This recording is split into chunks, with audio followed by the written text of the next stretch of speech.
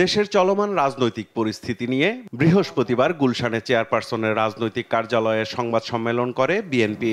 ফ্যাসিবাদ বিরোধী জাতীয় ঐক্যে লিখিত বক্তব্যে দলটির স্থায়ী কমিটির সদস্য ডক্টর খন্দকার মোশাররফ হোসেন বলেন, গেল 9.5 মাসে জন আকাঙ্ক্ষা পূরণ প্রশ্নের মুখে দাঁড়িয়েছে, জাতীয় ঐক্যেও ফাটল ধরেছে। অন্তর্বর্তীকালীন সরকারের সাম্প্রতিক কিছু কর্মকাণ্ডে সরকারের নিরপেক্ষতা নিয়ে জনমনে সংশয় সৃষ্টি হয়েছে। প্রধান উপদেষ্টার প্রেস সচিবের বক্তব্যের সমালোচনা করে তিনি বলেন, সব কাজ করার এখতিয়ার অন্তর্বর্তী সরকারের নেই। মানবিক করিডোর ও চট্টগ্রাম বন্দর সহ সরকারের বিভিন্ন বক্তব্য এবং কর্মকাণ্ডে জাতীয় স্বার্থ রক্ষিত হচ্ছে কিনা সেটা সর্বাগ্রে বিবেচনায় নেওয়া দরকার।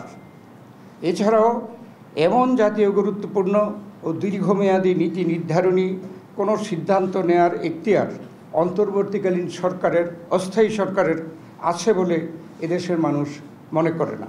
নির্বাচন কমিশন ঘেরাওয়ের মতো কর্মসূচি উদ্দেশ্যমূলক ও রহস্যজনক বলেও মন্তব্য করেন খন্দকার মোশাররফ হোসেন। নির্বাচন কমিশন সাংবিধানিক দায়িত্ব হচ্ছে রাষ্ট্রপতি নির্বাচন, জাতীয় সংসদ নির্বাচন ও রাষ্ট্রপতি নির্বাচন অনুষ্ঠান। এমন বাস্তবতার স্থানীয় সরকার নির্বাচনের দাবিতে নির্বাচন কমিশন ঘেরাও করার বিষয়টি উদ্দেশ্যমূলক ও রহস্যজনক। বিতর্কিত উপদেষ্টাদের সরিয়ে দেওয়ার বিষয়ে ডক্টর খন্দকার মোশাররফ হোসেনের বক্তব্যে সমর্থন জানান দলের স্থায়ী কমিটির আরেক সদস্য আমির খসরু মাহমুদ চৌধুরী। এটাকে কমিয়ে কেয়ারটেকার মোডের দিকে যেতে হবে। সংখ্যা কমানোর কথা বলছে, বাড়ানোর কথা না।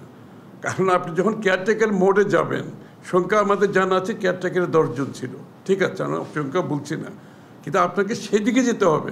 আর যারা যারা বিতর্কিত এখানে তাদেরকে বাদ দিলে আমাকে সেদিকে যেতে হবে, কারণ আমি এটা নিরপেক্ষ নির্বাচনের কথা বলছি।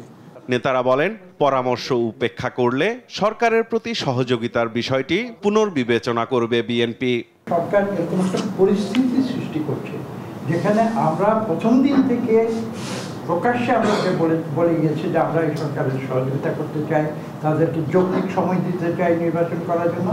আমরা এখন বলছি যে এইরকম কর্মকাণ্ডের ফলশ্রুতিতে সেই সাহায্য, সেভাবে সহযোগিতা করাটা কঠিন। সংস্কার ও নির্বাচনের প্রস্তুতি একসঙ্গে চলতে পারে উল্লেখ করে ডিসেম্বরে ভোট আয়োজনে অবিলম্বে রোডম্যাপ ঘোষণার আহ্বানও জানান বিএনপির শীর্ষ নেতারা। যথাশীঘ্র সম্ভব। সাইফুল রিপন, দেশ টিভি, ঢাকা।